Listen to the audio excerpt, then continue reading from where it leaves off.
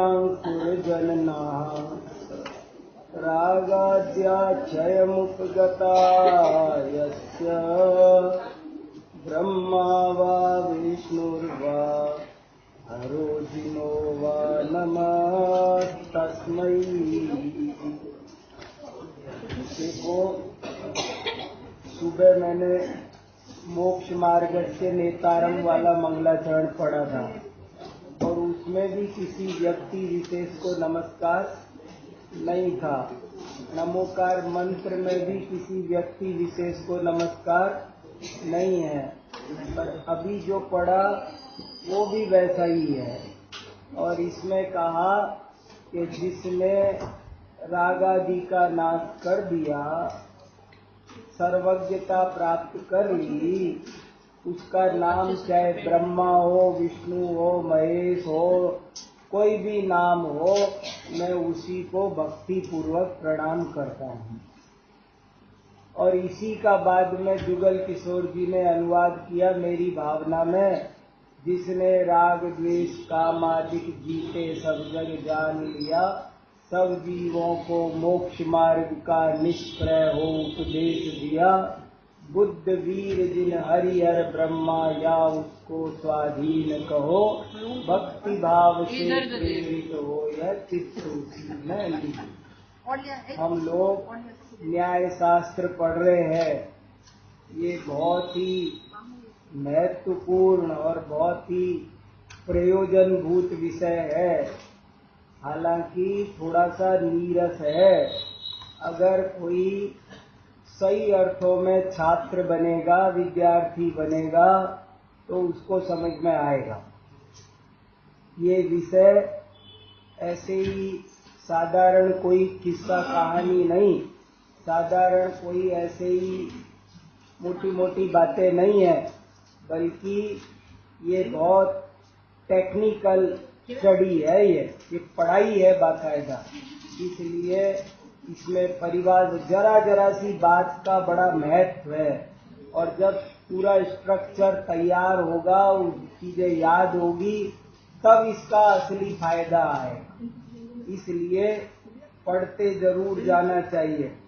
आज दिन में किस किस ने पढ़ाई की, थोड़ा हाथ खड़ा करो। क्या आज हमने पढ़ाई की दिन में? देखो 3-4 हाथ है बस। ऐसे थोड़ी काम चलेगा। मैं पढ़ा रहा हूँ तो मैं भी पढ़ रहा हूँ बहुत देर, कितनी बार पढ़ा लिया कर लिया, फिर भी मैं भी पढ़ रहा हूँ। तो आपको भी ये कागज दिए ना, इनको कम से कम एक बार पूरा पढ़ जाओ, तब जा करके बहुत सारी बातें समझ में आएगी। अभी सब जब तक पढ़ोगे नहीं, लिखोगे नहीं, नोट नहीं करोगे, याद नहीं करोगे, परस्पर चर्चा नहीं करोगे, तो न्याय जैसा विषय समझ में आना नहीं है। ये थोड़ा सा कठिन होता है, थोड़ा सा नीरस होता है। ये वैसी बात नहीं है अध्यात्म की जो अपन सुनते चले आ रहे हैं ना, बस कि मैं आत्मा हूँ, शरीर अलग है। मगर ये बात भी जब तक प्रमाण से समझेंगे नहीं, तब तक निर्णय नहीं होगा। निर्णय हुए बिना अनुभव नहीं होगा। ज्ञान ऊपर ऊपर देखा देखी अनुकरण से तोता की तरह रटकर बहुत कर लेते हैं, पर उस ज्ञान को हृदयंगम बनाने के लिए बहुत मेहनत करनी पड़ती है। खाना बड़ी बात नहीं है, खाने को पचाना, उसका खून बनाना, वो बड़ी बात है। तो इसलिए इस विषय को बहुत अच्छे से बताओ। न्याय किसे कहते हैं, कौन बताएगा? एक जना हाथ खड़ा करो। सुबह पढ़ाया था वो पूछता हूँ, न्याय किसे कहते हैं? परिभाषा बताओ कोई। बोलो भाई साहब, एक मिनट। हाँ, रुक जाओ। और कोई बोलेगा? बोलो बहन जी। और कोई बोलेगा? बोलो गुड़िया पीछे। शाबाश, बहुत अच्छा, इतना याद किया, बहुत धन्यवाद। बढ़िया, तीनों उत्तर एकदम सही। तीनों उत्तर सही है। प्रमाण नयात्मको न्यायः, इतनी लाइन जरूर सबको मजबूत रहनी चाहिए। प्रमाण नयात्मको न्यायः, प्रमाण और नय ये दो अनुमान के अंग है। ये दो पिलर पर पूरा न्याय का महल खड़ा हुआ है। इसलिए उसको वो छोटी सी संस्कृत की सूक्ति को याद रखना है। और अगर खुलासा करो तो जिसके द्वारा वस्तु स्वरूप का सही सही ज्ञान हो उसे न्याय कहते हैं। ऐसे परिभाषा याद रखनी है। देखो अब थोड़ा और आगे पढ़ते हैं, कुछ बातें आपको और धीरे धीरे समझ में आएगी। बहुत सारी बातें हैं, अगर परीक्षा मुख सूत्र पढ़ेंगे तब बहुत उसमें बीच बीच में कठिन बातें भी आती है। वो छोड़कर एक दफे सबको उसकी आउटलाइन पकड़ में आ जाए, इसलिए ये सरल चीज अपनी भाषा में लिख के आपके सामने रखी है। देखो अब जैसे अपन ने ये पढ़ा था प्रमाण का लक्षण। अभी आप जानते हो इसमें बहुत सारी बातें हैं जो मैंने छोड़ दी। जैसे लक्षण किसे कहते हैं, पहले लक्षण पर बहस होगी। लक्षण कितने तरह का होता है, लक्षण में क्या गुण होता है, लक्षण में क्या दोष हैं जो नहीं होने चाहिए, इन सब पर भी न्याय ग्रंथों में बहुत लंबी चौड़ी चर्चा मिलती है और वो सब आपको न्याय मंदिर में मिलेगी। परीक्षा मुख और न्याय दीपिका का ही सारांश, उसमें जो जो बातें हैं उन्हीं को न्याय मंदिर में हिंदी में प्रश्नोत्तर शैली में संजोया है। तो थोड़ा वो भी आप देख सकते हो तो ये सब बातें पता चल जाए। देखो अगर बहुत शॉर्ट में जरा सा इशारा दूं कुछ लोगों को समझ में आ जाए, लक्षण किसे कहते हैं, लक्षण में क्या क्या दोष नहीं होने चाहिए।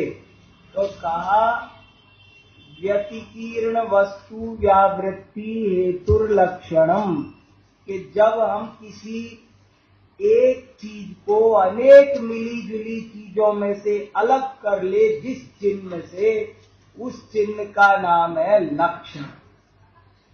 जो लक्ष्य को पहचानने में सहायक हो उसका नाम, और सहायक नहीं नियम से सहायक, भ्रम नहीं पैदा हो जाए, गड़बड़ नहीं हो जाए, वो सही पहचानने का काम जिससे हो जाए उसको लक्षण कहते हैं। और इस लक्षण के 3 दोष हैं, अतिव्याप्ति, अव्याप्ति और असंभव। 3 दोष होते हैं। जैसे समझो, जैसे हमें एक आदमी को पहचानना है और हमने कहा वो टोपी वाले, क्योंकि सब बिना टोपी के हैं, एक आदमी टोपी का है तो हमने टोपी को लक्षण बना दिया। लेकिन अगर सब टोपी वाले होते तो फिर टोपी वाला नहीं चलता, कोई और सोचना पड़ता। ऐसे ही 6 द्रव्यों में से आत्मा को पहचान कराना है तो कैसा, तो पहले चेतना लक्षणो जीवा, क्योंकि उद्गल में चेतना नहीं है, धर्म अधर्म आकाश काल में चेतना नहीं है, इसलिए जीव को पहचानना हो तो चेतना से पहचान। जहां जहां चेतना है वहां वहां जीव है, इसलिए चेतना लक्षणो जीवा। दोष युक्त लक्षण नहीं बनाना चाहिए, नहीं तो गलत आदमी पकड़ में आ जाएगा। जैसे हमने बच्चे से कहा कि वो सफेद शर्ट वाले को बुला के लाओ, तो सफेद शर्ट वाले तो कई बैठे थे, 3-4 बैठे थे, वो बच्चा किसी को भी बुला देगा। इसलिए पहचान ऐसी बताओ कि जो लक्ष्य में ही हो, लक्ष्य के बाहर ना हो। इसलिए बिल्कुल सही बात बोलनी पड़ेगी, इसका नाम है लक्षण। और इस लक्षण के इन 3 दोषों का मतलब यह है, पहला लक्षण कहता है अतिव्याप्ति, कि आपकी बात आपके लक्ष्य के बाहर भी चली जाए तो उसका नाम अतिव्याप्ति, और आपके लक्ष्य के भीतर भी पूरी न रहे तो अव्याप्ति। लक्षण में दो गुण होने चाहिए, लक्ष्य में जरूर मिले और लक्ष्य के बाहर ना मिले, दोनों बातें बैठनी चाहिए। अगर लक्ष्य में भी कम पड़ जाए तो उसका नाम अव्याप्ति है, और लक्ष्य के बाहर चले जाए तो उसका नाम अतिव्याप्ति। आप ऐसे समझो कि हमने एक गोला बनाया बच्चों की किताब कॉपी पर, और कहा कि बेटा इसमें कलर भरो। नर्सरी क्लास के बच्चे को हमने एक गोला बना के दिया, बेटा इसमें कलर भरो, देखो सावधानी से। तो एक बच्चा भर के लाया, उसने गोले के बाहर निकाल रखा है, क्योंकि सही भरना वो बहुत बड़ी कला थी, यही तो सिखाना था। मगर वो बच्चे ने ऐसे भरा कि वो गोला तो पूरा भर दिया उसने, मगर बाहर चला गया। तो उससे कहेंगे बेटा अभी गलत है, अतिव्याप्ति दोष आ रहा है। दूसरे बच्चे का तू दिखा, तो उसने बाहर तो नहीं निकाला, डर गया कि पहले वाले को डांट पड़ी है बाहर निकालने की वजह से, इसलिए उसने बाहर तो नहीं निकाला, मगर डर के मारे इतना डर गया क्या अंदर भी छोड़ दिया जगह। तो कहा जाएगा अब ये अव्याप्ति है, उसमें पूरा नहीं भरा, ये अव्याप्ति, और ज्यादा भर दिया तो अतिव्याप्ति। और एक बच्चा अब कम भरो तो भी डांट पड़ती है, ज्यादा भरो तो भी डांट पड़ती है, भराई। तो ये असंभव है, जो चीज बिल्कुल नहीं है वो असंभव है। जैसे कोई कहे मनुष्य किसे कहना, तो बोले जिसके सींग हो उसे मनुष्य कहना। तो मनुष्य के सींग होते ही नहीं है, तो ये मनुष्य का लक्षण असंभव हो गया। और जिसके हाथ पैर हो उसको मनुष्य कहते हैं। तो हाथ पैर तो सब मनुष्यों के होते हैं, लेकिन बंदर के भी होते हैं और औरों के भी होते हैं। तो ये अतिव्याप्ति हो गया। और कोई ऐसा दोष बनाना कि जिसके सिर पर बाल हो काले उसे मनुष्य कहते हैं। तो किसी के सिर पर है, कोई गंजा है, तो गंजा है तो क्या मनुष्य न माने, तो क्या करे। तो ये अव्याप्ति। तो लक्षण ऐसा बनाओ जो लक्ष्य में पूरा मिले और लक्ष्य के बाहर ना मिले। देखो कैसी पक्की बात करनी है, प्रामाणिक बात करनी है, ये सब चर्चाएं इसमें आई है। फिर लक्षण के भेद भी आए हैं, आत्मभूत अनात्मभूत। जो वस्तु के स्वरूप में मिली चीज हो वो आत्मभूत, उसके बाहर हो वो अनात्मभूत। ये सब चीजें धीरे धीरे, जब थोड़े दिन का, ये तो साल 6 महीने डूब कर पढ़ने का टॉपिक है। हर चीज को बाकायदा एक छोटे छोटे प्लान बनाकर पढ़ना चाहिए। 6 महीने में न्याय शास्त्र पढ़ूंगा गहराई से, ऐसा एक प्लान बनाओ और उसको पढ़ो, तब जाकर के ये चीज अच्छे से पकड़ में आएगी। चलो अब आगे पढ़ता हूं। देखो अब प्रमाण के भेद प्रभेद। भेद प्रभेद, प्रभेद माने भेद के भी भेदों को प्रभेद कहते हैं। जैसे एक है पुत्र, एक है प्रपुत्र, एक है पिता, एक प्रपिता। पिता और प्रपिता में क्या फर्क है? पिताजी के पिताजी को प्रपिता कहेंगे, ऐसे ही भेद के भी भेदों को प्रभेद कहेंगे। प्रमाण के अनेक भेद प्रभेद हैं, जिन्हें संक्षेप में निम्नलिखित चार्ट द्वारा देखा जा सकता है। देखो अब ये प्रमाण के भेद प्रभेद आपको कम से कम 100 पेजों में किताबों में समझाए हैं। यहाँ आपको बहुत शॉर्ट में बता रखा है। ये थोड़ा मैटर है पर बहुत कसा हुआ मैटर है। ये थोड़े का ही जब बड़े ग्रंथ पढ़ोगे ना तो बहुत विस्तार होगा, इसलिए इस थोड़े से को तो बिल्कुल कंठस्थ करके पकड़ना चाहिए। यही बेस है, इसी पर पूरा न्याय की बातें आगे खड़ी है। देखो, प्रमाण के दो भेद हैं, एक प्रत्यक्ष एक परोक्ष। प्रत्यक्ष के फिर दो भेद है, एक सामव्यवहारिक प्रत्यक्ष, एक पारमार्थिक प्रत्यक्ष। सामव्यवहारिक प्रत्यक्ष के चार भेद है, अवग्रह या अवाय धारणा। पारमार्थिक प्रत्यक्ष के दो भेद हैं, विकल प्रत्यक्ष और सकल प्रत्यक्ष। विकल प्रत्यक्ष के फिर दो भेद हैं, अवधि ज्ञान और मने पर्याय ज्ञान। और सकल प्रत्यक्ष एक ही है, वो है केवल ज्ञान। ये चार्ट ध्यान में रहना चाहिए, इतना अच्छा कि बिना देखे दोबारा बनाना पड़े तो कॉपी में खुद बना दे, ऐसे ध्यान से देखना। फिर परोक्ष प्रमाण के 5 भेद है, स्मृति, प्रत्यभिज्ञान, तर्क, अनुमान और आगम। स्मृति के कोई और भेद नहीं है, लेकिन प्रत्यभिज्ञान के बहुत सारे भेद होते हैं, जैसे एकत्व प्रत्यभिज्ञान, सादृश्य प्रत्यभिज्ञान, वैलक्षण्य प्रत्यभिज्ञान, प्रातियोगिक प्रत्यभिज्ञान और भी बहुत सारे हो सकते हैं। अभी बताऊंगा संक्षेप में। अगला परोक्ष प्रमाण का नाम है तर्क, अगले परोक्ष प्रमाण का नाम है अनुमान।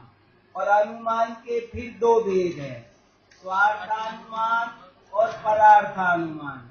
अभी देखो, ये भी बात अच्छे से समझना है, सब धीरे धीरे आएगी। अनुमान का मतलब हम आप दुनिया में ऐसे बोलते रहते हैं, मेरा अनुमान है कि आज बारिश होगी। ये हो भी ना भी हो तो इसका नाम अनुमान नहीं है। यहाँ अनुमान प्रमाण है, और प्रमाण माने बिल्कुल सच्चा। तो अगर किसी वजह से ये बोला है, ये अनुमान हुआ है कि आज बारिश होगी, तो होनी ही चाहिए, तब वो अनुमान है। और अगर ना हो, गलत हो, तो क्या कहेंगे? अनुमानाभास। अभी और एक बात इसमें आएगी बहुत गहराई से। एक होता है प्रमाण और एक होता है प्रमाणाभास। प्रमाण, प्रमाणाभास। प्रमाणाभास माने जो प्रमाण नहीं है पर प्रमाण जैसा लगता है, हमको भ्रम हुआ है, उसका नाम है प्रमाण। जैसे एक है मनुष्य और एक है मनुष्याभास। एक कोई लकड़ी का ठूंठ खड़ा था, हमने उस लकड़ी के ठूंठ को आदमी समझ लिया, तो ये क्या है? ये प्रमाण है हमारा ज्ञान। मुझे ज्ञान हुआ कि वहां मनुष्य खड़ा है, तो ये मेरा ज्ञान है। बोले नहीं, ये प्रमाण नहीं है, ये प्रमाणाभास है। अनुमान, सब चीजें ये दो तरह की है। प्रत्यक्ष भी गलत निकले तो उसका नाम प्रत्यक्षाभास, परोक्ष गलत निकले तो उसका नाम परोक्षाभास, अगर तर्क गलत निकले तो उसका नाम तर्काभास। सब चीजें बराबर, सब ये जितने भेद प्रमाण के हैं, अगर मैं आपसे कहूं ना प्रमाणाभास का चार्ट बनाओ, तो ये चार्ट एज इट इज बन जाएगा। बस क्या फर्क होगा? ऊपर से ही शुरू हो जाएगा प्रमाणाभास। प्रमाणाभास के दो भेद, प्रत्यक्षाभास, परोक्षाभास। ये आपको परीक्षा सूत्र का इतनी सी देर में मैंने समझ लो पूरा 6ठा अध्याय पढ़ा दिया। वैसे पढ़ते तो जाने कितना टाइम लगता, और पूरा बता दिया। इसलिए जोर देके, ध्यान लगा के, मन लगा के बिल्कुल पकड़ो चीज को। आभास में और सम्यक में क्या फर्क है? प्रमाण और प्रमाणाभास में क्या फर्क है? प्रमाण सच्चा है और प्रमाणाभास, प्रमाण सच्चा ज्ञान सच्चा प्रमाण नहीं है, बल्कि हमको भ्रम हुआ है। तो ऐसे सबके हो जाएंगे, या कर सकते हो ना, आभास में बना सकते हो सबका, कोई दिक्कत पूछते नहीं। स्मृति का आभास बताओ, स्मृत्याभास, नहीं तो स्मरणाभास, और सबके बनेंगे पूरे के पूरे। अवग्रहाभास, ईयाभास, अवायाभास, धारणाभास, सबके सब बन जाएंगे ऐसे के ऐसे।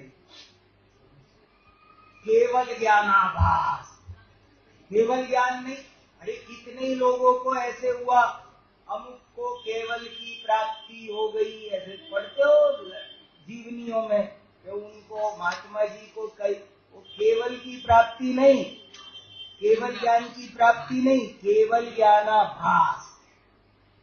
जब केवल ज्ञान न हो, केवल ज्ञान का भ्रम हो, तो उसका नाम केवल ज्ञानाभास। सम्यक दर्शन और सम्यक दर्शनाभास, आगम और आगमाभास। तो ये परोक्ष के 5 वेद है। याद रखने की कोशिश करो। प्रमाण 2 तरह का, प्रत्यक्ष, परोक्ष। प्रत्यक्ष 2 तरह का, व्यावहारिक प्रत्यक्ष और पारमार्थिक प्रत्यक्ष। परोक्ष 5 तरह का, स्मृति, प्रत्यज्ञान, अनुमान और आगम। अभी 2-2 मिनट में इनकी परिभाषा समझ लो ताकि याद रहे, अर्थ समझ में आ जाए तो भेद अच्छे से याद रहते हैं। सांव्यवहारिक प्रत्यक्ष माने जिसको लोक व्यवहार में प्रत्यक्ष समझा जाता है, उसका नाम है व्यावहारिक प्रत्यक्ष, व्यावहारिक प्रत्यक्ष प्रमाण, व्यावहारिक सांव्यवहारिक प्रत्यक्ष। व्यवहार को, और व्यवहार से भी ज्यादा उचित शब्द लगाया समव्यवहार। समव्यवहार माने वो समीचीन व्यवहार होना चाहिए, व्यवहार भी भ्रम रूप नहीं होना चाहिए, तो वो सांव्यवहारिक प्रत्यक्ष है। और जो पारमार्थिक प्रत्यक्ष माने जो बिना इंद्रियों की सहायता से एकदम निर्मल ज्ञान होता है, उसे पारमार्थिक प्रत्यक्ष कहते हैं। प्रत्यक्ष और परोक्ष में क्या अंतर है? निर्मल ज्ञान जो बिना किसी की सहायता के होता है, प्रत्यक्ष कहलाता है, और जो पर की सहायता से होता है, वो परोक्ष कहलाता है। जो पर की सहायता से हो, वो अनिर्मल होता है, इसलिए परोक्ष कहलाता है। और जो प्रत्यक्ष है, वो बिना पर की सहायता से होता है और एकदम निर्मल होता है, इसलिए उसे प्रत्यक्ष कहते हैं। और अब इनकी भी परिभाषा जरा जरा सुनो। स्मृति, स्मृति माने जब हम किसी पहले देखी हुई चीज को पुनः याद करते हैं, तो उसका नाम स्मरण है, स्मृति है। और प्रत्यभिज्ञान माने जब हम पहले देखी हुई चीज को अभी वर्तमान में देखी हुई चीज के साथ तुलना करते हैं, तो उसका नाम प्रत्यभिज्ञान है। ये परिभाषा याद रखना। देखो, इनमें से अवग्रह क्या, ईया क्या, ये सब आपको आता होगा, खूब पढ़ा होगा, स्वाध्याय में आता है। अवधि ज्ञान क्या, मने परे ज्ञान क्या, केवल ज्ञान क्या, ये चीजें आपको पता है। लेकिन ये चीजें खासकर न्याय में ही पढ़ाई जाती है। स्मृति किसे कहते हैं? पूर्व में जाने हुए पदार्थ का जब पुनः संस्कार जागृत हो जाए, तो उस ज्ञान को स्मृति कहते हैं। प्रत्यभिज्ञान किसे कहते हैं? कि जब पहले देखी हुई चीज का और अभी वर्तमान में देखी हुई चीज का तुलना होने लग जाए, तो उसका नाम प्रत्यभिज्ञान है। जरा प्रत्यभिज्ञान को उदाहरण देके मैं समझाता हूँ आपको। देखो, स्मृति क्या होती है? अभी जैसे यहाँ बैठे बैठे मुझे कोई मेरा दोस्त याद आ गया दिल्ली का, तो इसका नाम क्या हुआ? स्मृति। मुझे मान लो मेरा बेटा याद आ गया, बेटी याद आ गई, तो स्मृति। और वही बेटी मैंने, ओ इस जैसी लगती है, ये भी वैसी ही लगती है, तो वो मेरी बेटी भी याद आ रही है मुझे। मैं अभी इस गुड़िया को देख रहा हूँ, तो गुड़िया है प्रत्यक्ष, और वो जो मेरी बिटिया है वो है परोक्ष। उसको कल देख के आया हूँ, इसे अभी देख रहा हूँ, मगर मैं उसमें और इसमें तुलना कर रहा हूँ। तो जब हम पुरानी और वर्तमान चीज की तुलना करने लगते हैं तो उस ज्ञान को कहते हैं प्रत्यभिज्ञान। और ये प्रत्यभिज्ञान कई तरह का होता है। जैसे एक होता है एकत्व प्रत्यभिज्ञान। एकत्व प्रत्यभिज्ञान क्या होता है कि जैसे आपने मुझको देखा था 2 साल पहले, साल भर पहले कभी, और अभी अब देखा, अरे ये वही है जो हमारे ऋषभ जयंती पर हमने जिनका भाषण सुना था, ऐसे याद आ गया।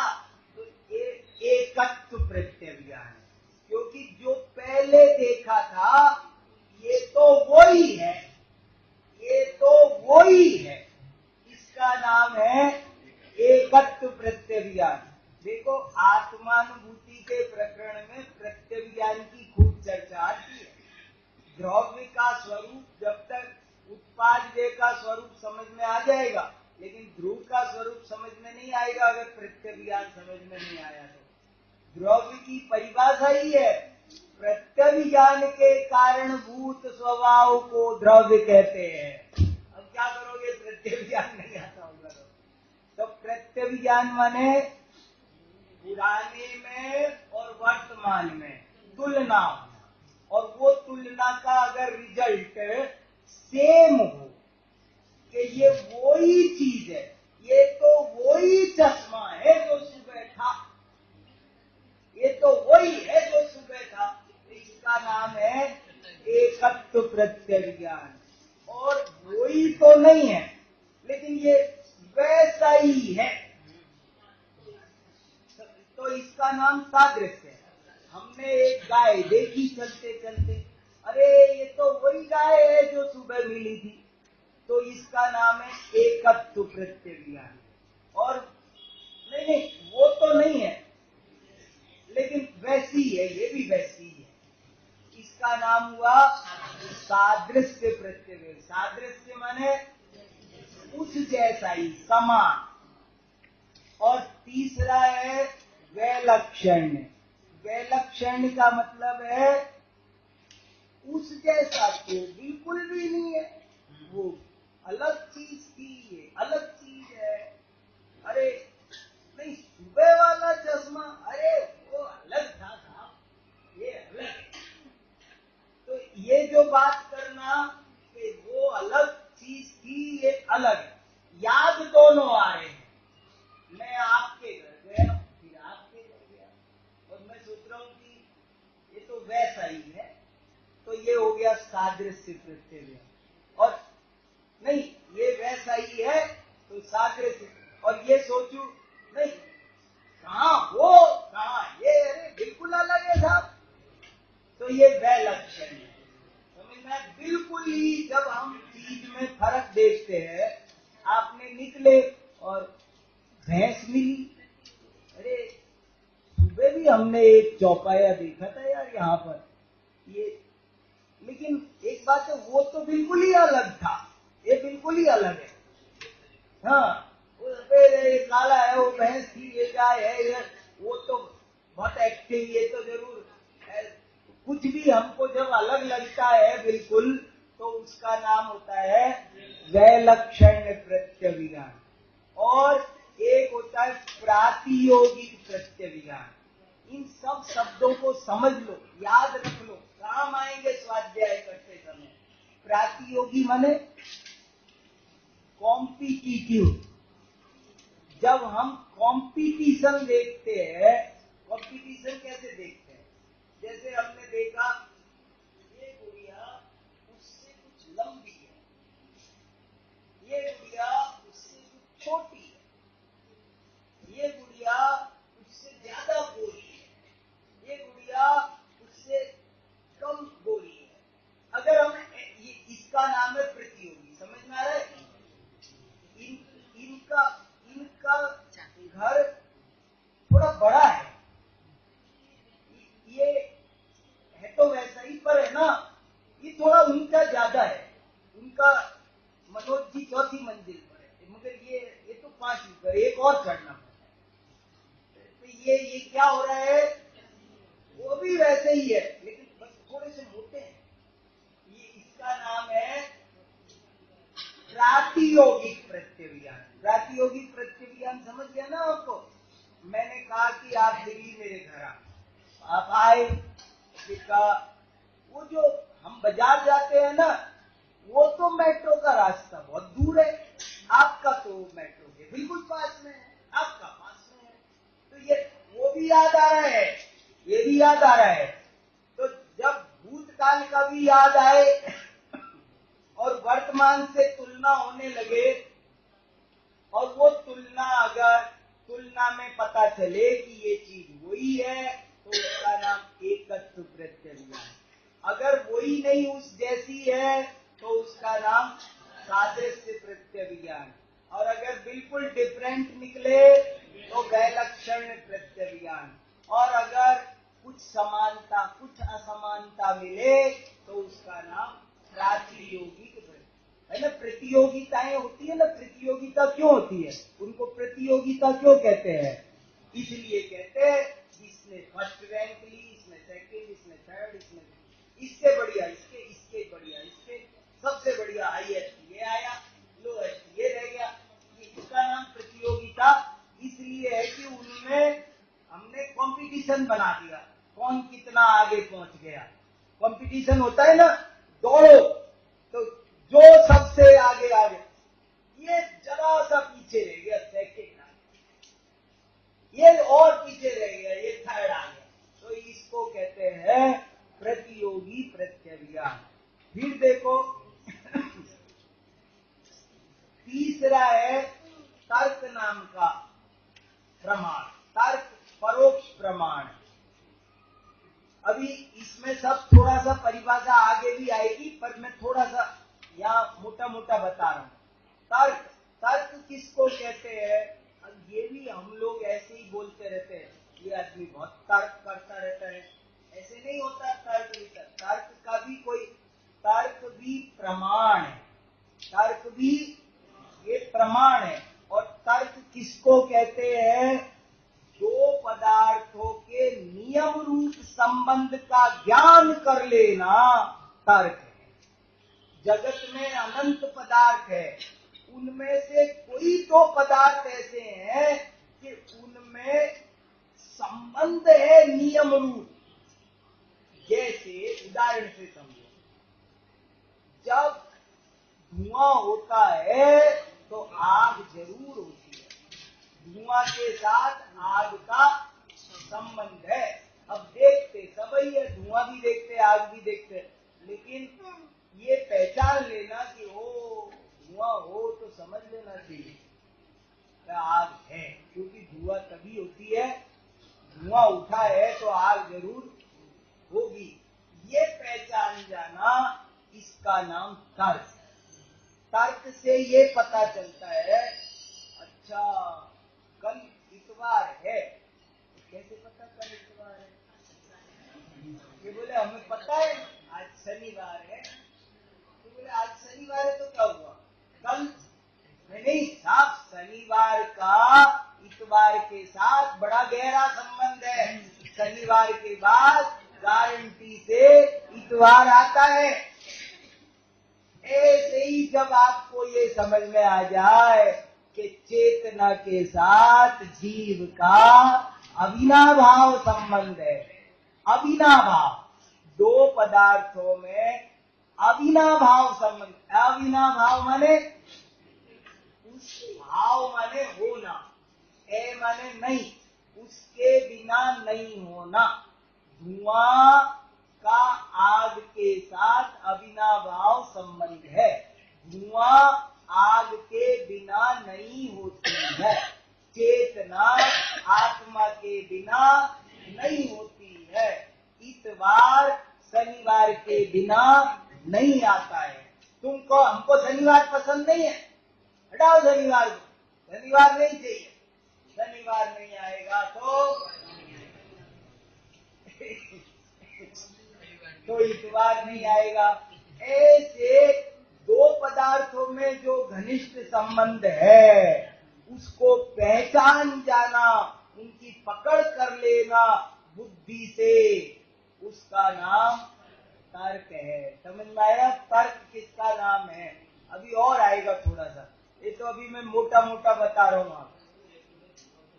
हाँ, ऐसे पहचान जाते हैं। इसको हम लोग बहुत बोला करते थे, यत्र यत्र धूमः तत्र तत्र वह्नि। यत्र यत्र माने जहाँ जहाँ, यत्र यत्र धूमः तत्र तत्र वह्नि, वह्नि माने अग्नि। यत्र यत्र ज्ञानम तत्र तत्र आत्मा। यत्र यत्र स्पर्श रस गंध वर्णादय तत्र तत्र पुद्गलत्वम। स्पर्श इसके मिलता है, तर्क से ये सब। अगर इस जहाँ स्पर्श रस गंध वर्ण पाए जाए वो जीव नहीं है, स्पर्श रस गंध वर्ण वाला जीव नहीं होता। ये पुद्गल के लक्षण हैं, पुद्गल के साथ इनका संबंध है। और चेतना इसका जीव के साथ संबंध है।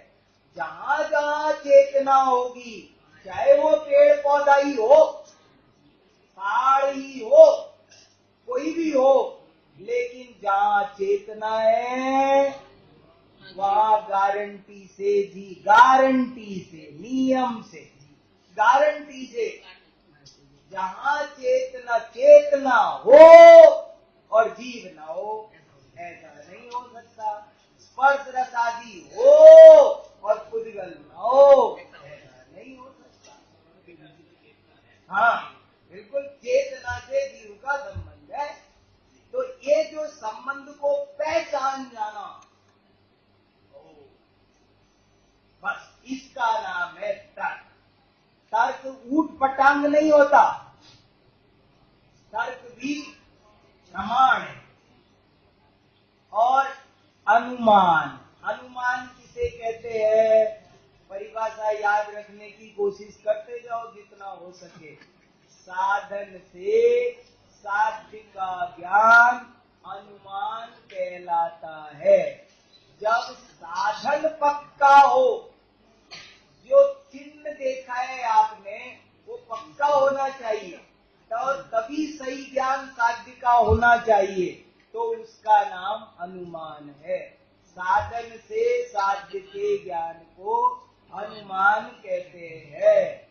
और ये अनुमान दो तरह का होता है, स्वार्थानुमान और परार्थानुमान।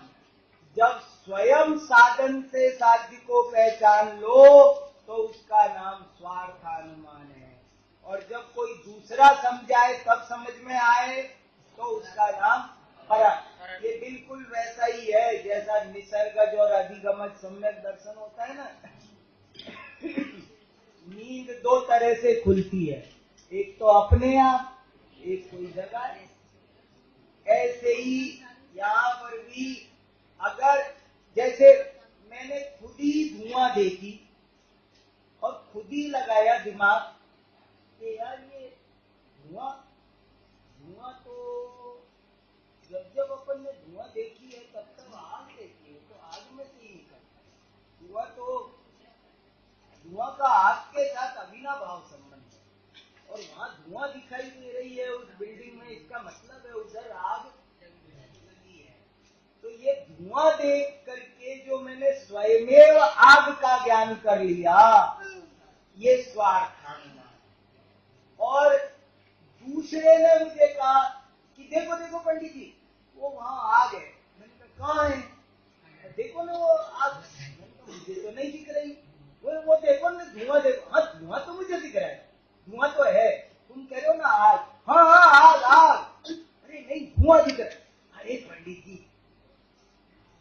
धुआं होता है ना, हाँ। मैंने कहा वो कैसे?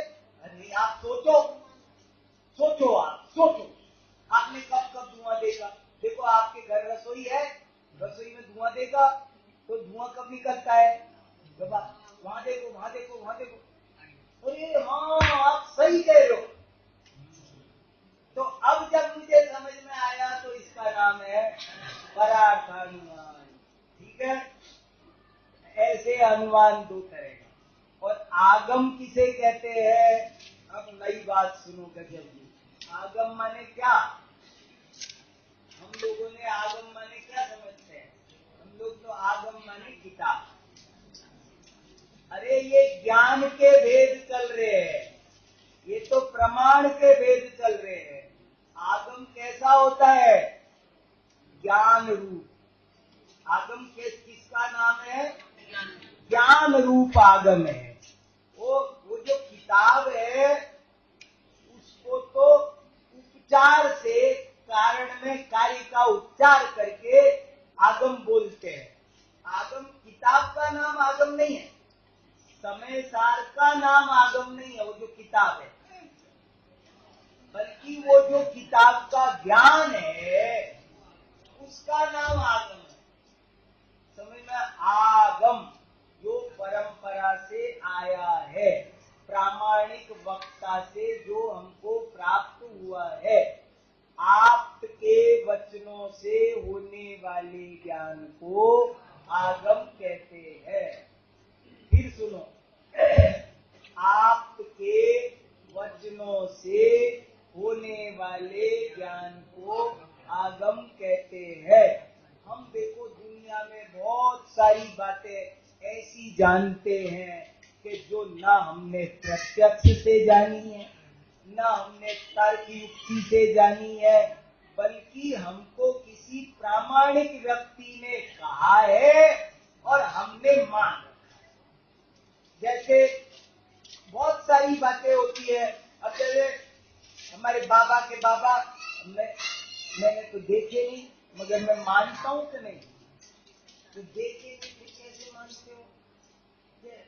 मानते हैं। हमको बहुत सारी बातें, 24 तीर्थंकर हुए थे, ये हमको कैसे पता है? स्वर्ग नरक है, ये कैसे पता है? हमारा इस समय न वो प्रत्यक्ष का विषय है, हम आगम के आधार से मानते हैं। प्रामाणिक वक्ता के, आप्त माने प्रामाणिक वक्ता, प्रामाणिक वक्ता के वचनों से जो ज्ञान होता है उसे आगम कहते हैं। अब देखो थोड़ा आगे पढ़ लोगे तो ये रिपीट होगी यही बात। प्रत्यक्ष प्रमाण और उसके भेद। विशद ज्ञान को प्रत्यक्ष प्रमाण कहते हैं। विशदता का अर्थ है निर्मलता, स्पष्टता। जो ज्ञान अन्य ज्ञान की सहायता के बिना ही वस्तु को विशेष स्पष्टता से जानता है, वह प्रत्यक्ष प्रमाण है। ये सब परिभाषाएं मैं समझा चुका। प्रत्यक्ष किसे कहना? और सुनो एक बात, ये जो प्रत्यक्ष, प्रत्यक्ष शब्द कैसे बना? प्रति प्लस अक्ष, दो शब्दों की संधि हो गई और प्रत्यक्ष बन गया। और अक्ष शब्द के दो अर्थ होते हैं। अक्ष माने आत्मा भी होता है और अक्ष माने इंद्रिया भी होता है। पारमार्थिक प्रत्यक्ष में अक्ष का मतलब आत्मा लगाना, लेकिन साम्यवारिक प्रत्यक्ष में अक्ष का अर्थ इंद्रिया लगाना। अभी आगे पढ़ोगे। इंद्रियों की सहायता से होने वाला ज्ञान यद्यपि परमार्थ से अविशद होने के कारण परोक्ष ही है, परंतु लोक व्यवहार में प्रत्यक्ष कहा जाता है, अतः यहाँ उसे साम्यवारिक प्रत्यक्ष कहा गया है। अगला, पारमार्थिक प्रत्यक्ष इंद्रिय निरपेक्ष है, अतीन्द्रिय है।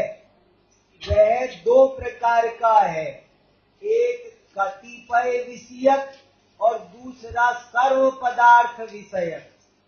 पहला विकल्प पारमार्थिक प्रत्यक्ष है, जिसके दो भेद हैं, अवधि ज्ञान और मने पर्याय ज्ञान। द्रव्य क्षेत्र काल भाव की मर्यादा पूर्वक रूपी पदार्थ को जानने वाला अवधि ज्ञान है और दूसरे के मन में स्थित रूपी पदार्थ को जानने वाला मने पर्याय ज्ञान है। ये सब आपका पढ़ा हुआ है। सर्वद्रव्य पर्याय विषयक पारमार्थिक प्रत्यक्ष केवल ज्ञान कहलाता है। ये भी हम सब रोज पढ़ते हैं, जो अरिहंत के ही होता है। अब ये यहाँ एक खास टॉपिक शुरू होता है न्याय ग्रंथों में, जिसको कहते हैं सर्वज्ञ सिद्धि। ये न्याय ग्रंथों का सबसे इम्पोर्टेंट टॉपिक है, सर्वज्ञ सिद्धि। सर्वज्ञ है कि नहीं है? देखो, न्याय शास्त्र को पढ़ने से ये फायदा है कि एक सबसे बड़ा फायदा ये है, बुद्धि बहुत धारदार बनती है। सब प्रमाण कोई बात कहना आता है, निराधार निर्मूल कुछ भी नहीं बोलते। जो भी बात बोलेंगे वो ठोस बोलनी पड़ेगी, तभी चलेगी। प्रामाणिक बात चाहिए, अप्रमाणभूत बात नहीं चाहिए। इसलिए यहाँ पर बहुत गहराई से चीजों को समझा जाता है, बहुत वजन दिया जाता है, हल्की बात नहीं चल सकती। ये सर्वज्ञ सिद्धि के प्रकरण में खूब समझाएंगे कि सर्वज्ञ कैसे हो सकता है। अगर उसके बाद भी कोई मना करे, एक जना उसके बाद कहने लगा साहब मैं तो नहीं मानता सर्वज्ञ, तो उससे कहा तुम क्यों नहीं मानते? बोले साहब नहीं है, सर्वज्ञ नहीं होता, इसलिए मैं नहीं मानता। तो बोले तुम 3 लोग 3 काल देख के आए कि नहीं होता, तुम कैसे कह रहे हो कि सर्वज्ञ नहीं होता? तुम कह रहे हो ना सर्वज्ञ नहीं होता। नहीं होता कैसे कह रहे हो? नहीं होता कैसे कह रहे हो? 3 लोग 3 काल देख के आए हो। अगर देख के आए हो तो तुम ही सर्वज्ञ हो गए। जो 3 लोग 3 काल को जाने, उसी का नाम तो सर्वज्ञ। और अगर नहीं देख के आए तो तुम्हारी बात का कैसे विश्वास करें? समझ में आया? ऐसे बहुत पहली बुद्धि बनाते हैं। एक व्यक्ति बोला देखो कितना अंधेरा हो रहा है, कुछ नहीं दिख रहा। देखो देखो कितना अंधेरा हो रहा है, कुछ नहीं दिख रहा। तो जैनाचार्यों ने कहा अंधेरा है, अंधेरा दिख रहा है, कुछ कैसे नहीं दिख रहा? कुछ नहीं दिख रहा। खुद ही तो कह रहे हो कि देखो देखो कितना अंधेरा है, कुछ नहीं दिख रहा। देखो देखो भी कह रहे हो, कितना अंधेरा है भी कह रहे हो, तो ऐसे नहीं चलेगी बात। अंधेरा है, अंधेरा दिख रहा है, आप कैसे कह सकते हो? इस जगह पर बड़ी बहस हुई है कि पदार्थ ज्ञान का कारण है या नहीं, प्रकाश ज्ञान का कारण है या नहीं, और बहुत लंबी चौड़ी चर्चा हुई है। कितने ही लोग ये मानते हैं, खासकर बौद्ध दर्शन में ये माना है कि पदार्थ और प्रकाश ही ज्ञान के कारण है। लेकिन जैनाचार्यों ने तर्क से, युक्ति से ये सिद्ध किया कि पदार्थ ज्ञान का कारण नहीं है, प्रकाश भी ज्ञान का कारण नहीं है। प्रकाश अगर ज्ञान का कारण हो, प्रकाश से तो ज्ञान होता है कि नहीं, उजाले से? बोले यदि प्रकाश से ज्ञान होता हो तो ये रात में उल्लू को, इनको कैसे दिखता है निशाचरों को? अंधेरे में कैसे? जब प्रकाश है, जब दिन सूरज निकला हुआ है, तब तो उस उल्लू को दिख नहीं रहा। अगर प्रकाश ज्ञान का कारण है तो जब प्रकाश है तब तो दिख नहीं रहा, और जब प्रकाश नहीं है तब दिख रहा है। तो कैसे प्रकाश को ज्ञान का कारण माने और अंधेरे में? बोले साहब आप कहाँ उल्लू की बात ले बैठे, आप हमारी बात करो ना, आप भी उदाहरण देने में होशियार हो। उल्लू तू ढूंढ लाए। हमारी बात कर रहे, हम तो हमारी करो, लेकिन ये बताओ हमको भी क्या अंधेरे में ज्ञान नहीं होता है? उजाला हो तो हो जाता है, पक्की बात। अगर इसकी यहाँ पर हिंदी की बजाय कन्नड़ लिखी होती और खूब लाइट जला देते ज्यादा, तो पढ़ने ज्ञान हो जाता। तो उजाले से ज्ञान नहीं हो, और अंधेरे में हमको भी ज्ञान होता है कि नहीं? अंधेरे में अपन बैठे रहते, देखो अंधेरा है, आंख बंद है। इसमें एक बड़ा मनोरंजक उदाहरण दिया सबको समझाने के लिए आचार्यों ने। एक उदाहरण एक ऐसा दिया, पीते कारागारे तमसित सूची मुखाग्र दुर्भेद्ये मयि च निमीलित नयने तथापि कांताननं व्यक्तम। एक व्यक्ति कह रहा है कि सुनो साहब, मैं बिल्कुल काजल की काली कोठरी में, अंधेर काल कोठरी में बैठा, बिल्कुल, और ऊपर से मेरी आंखों पर काली पट्टी भी बांध दी गई। अब तो कोई कसर नहीं बची। बोले बिल्कुल अंधेरा कमरा है, आंखों पे पट्टी बंध गई है काली, लेकिन कह रहा है अभी भी मुझे मेरी पत्नी का मुख साफ साफ दिखाई दे रहा है। तो बताओ अंधेरे में ज्ञान होता है कि नहीं होता? अंधेरे में स्मृति नहीं होती। तो अंधेरे में ज्ञान नहीं होता, आप कैसे कहते हो? ये तर्क है। ऐसे ही पदार्थ हो तो ज्ञान होता है, पदार्थ नहीं हो तो ज्ञान नहीं होता है। बोले ये भी बात गलत है, पदार्थ भी ज्ञान का कारण नहीं है। कैसे नहीं है? तो उन्होंने बहुत उदाहरण दिए। बोले देखो, एक उदाहरण उन्होंने दिया कि देखो अपन कभी कभी ऐसे पढ़ते पढ़ते, मैं पढ़ रहा होता हूं और पढ़ते पढ़ते ऐसे ऐसे करता हूं। ऐसे क्यों? मुझे लगा कोई मच्छर आया, ऐसे किया, पढ़ रहे थे ऐसे किया। क्यों किया? बोले मुझे लगा मच्छर, जबकि मच्छर नहीं आया था। मेरे ही बाल थोड़े बड़े हो जाए तो ऐसे आकर के आगे लटक जाते। बोले वो बाल आया था, अब बाल आया था और मुझे मच्छर का ज्ञान हुआ। तो हमारे आचार्य तर्क कर रहे हैं कि देखो सुनो, बाल था, पदार्थ था, बाल था, उसका तो ज्ञान हुआ नहीं, और मच्छर नहीं था। अगर पदार्थ से ज्ञान होता हो तो जो पदार्थ है उसका ज्ञान होना चाहिए था, जो नहीं है उसका ज्ञान हो गया। अगर पदार्थ से ज्ञान होता हो तो पदार्थ नष्ट हो जाए। मेरे पिताजी का देहांत हो गया तो मेरे ज्ञान में तो पिताजी है जी, वो ज्ञान तो नष्ट नहीं हुआ ना।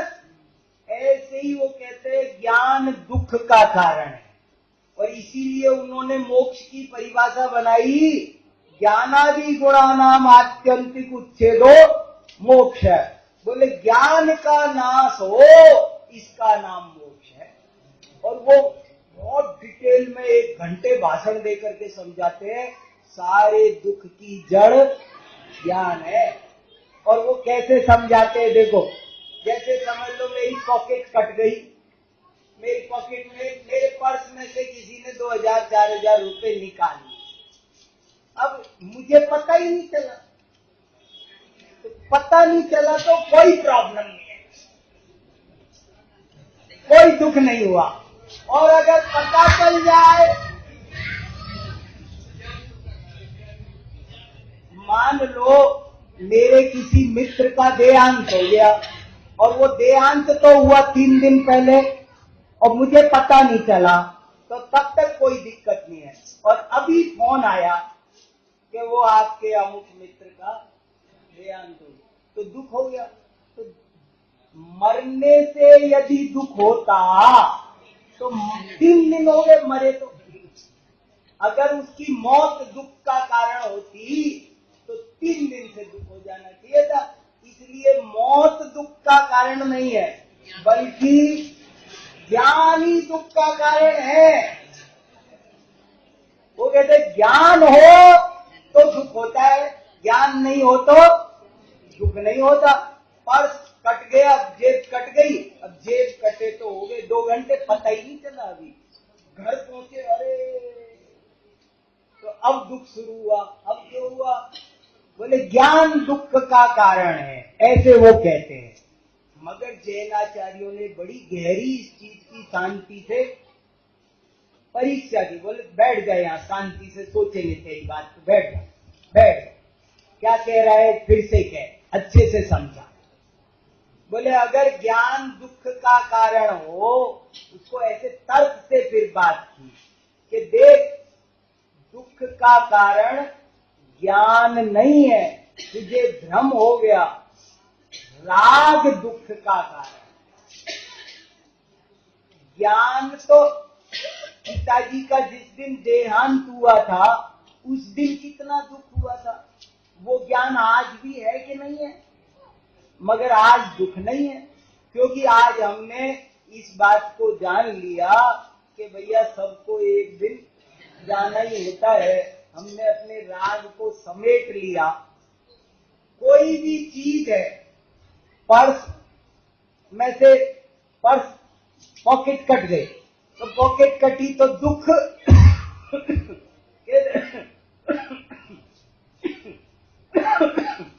अगर दुश्मन की कटी है तो, अगर पॉकेट कटने से दुख होता है, ज्ञान से दुख होता है, तो हमें आज पता चला कि दुश्मन की जेब कट गई तो क्या हुआ। और सुनो, हमारी में भी फर्क पड़ता है। एक आदमी पार्टी दे रहा था, मैंने कहा भैया किस खुशी में? बोले मेरी पॉकेट कट गई इसलिए मैं पार्टी दे रहा हूँ। मैंने कहा क्यों पॉकेट कटी और पार्टी दे रहे हो? बोले बात ये है कि उसमें 50,000 रुपए रखे थे, मैं पेमेंट करके लौट रहा था। बोले 100-200 रुपए भी नहीं बचे थे उसमें। बोले जाते टाइम नहीं कटी,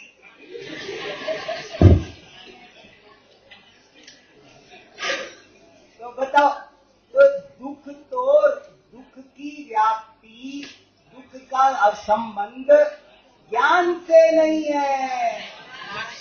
एक बस का एक्सीडेंट हुआ, अब आपको पता चला दिल्ली में अमुक बस का, मुझे पता चले कि दिल्ली में ऐसे ऐसे एक बस का एक्सीडेंट हो गया, मैं तुरंत घर फोन करूंगा, हमारे बच्चे ठीक है, फिर कोई बात नहीं। किधर किधर क्या हुआ? हमारा राग जितना ज्यादा जुड़ा होगा उतना ज्यादा दुख की व्याप्ति राग के साथ है, ज्ञान के साथ नहीं है। इसलिए ये बहुत गहरी बात है और बहुत अच्छा विषय है। थोड़ा नीरस जरूर है भैया, पर बहुत काम का विषय है। कोई तोता मैना का किस्सा तो ये है नहीं, पर थोड़ी मेहनत करोगे तो सब चीजें समझ में